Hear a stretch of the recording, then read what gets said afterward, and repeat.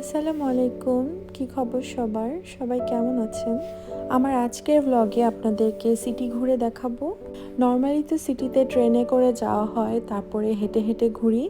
আর আজকে হচ্ছে ড্রাইভে করে এই সুন্দর ভিনটেজ রোডগুলো দিয়ে আমরা সিটি ঘুরবো, যেখানে হেঁটে হেঁটে যাওয়া হয় না, শুধু গাড়ি নিয়ে গেলেই এই সুন্দর জায়গাগুলো দেখা সম্ভব।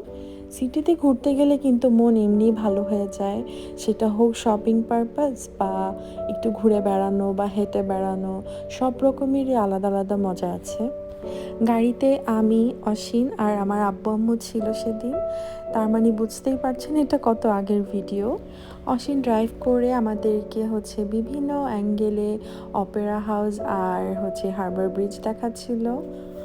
কারণ হচ্ছে বিভিন্ন রোড থেকে ড্রাইভ করে করে এসে আমরা প্রথমে মানে হারবার ব্রিজের নিচ দিয়েও গেলাম, আবার একটু পরে দেখাবো যে হারবার ব্রিজের উপর দিয়েও ড্রাইভ করে যাওয়াটা।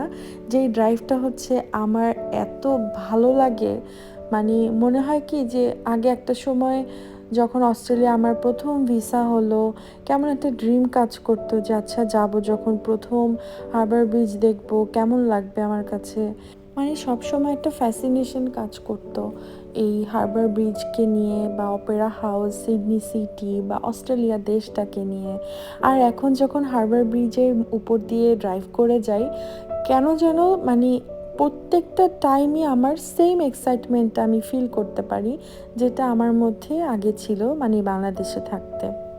যাক, আজকে ভিডিও করার উদ্দেশ্য হলেও আমি কিছু কথা এমনি একটু শেয়ার করলাম আর কি।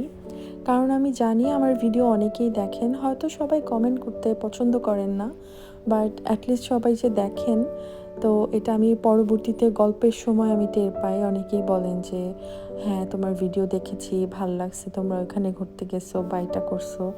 তো যাই হোক, তখন বুঝতে পারি যে আচ্ছা ওনারাও দেখেন আমার ভিডিও। এনিওয়েজ, এরপর আমরা একটু কুইক লাঞ্চ করে নিই।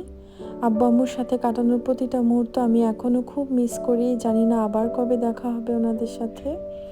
সো আজকে এখানেই শেষ করছি, আবার ইনশাল্লাহ দেখা হবে।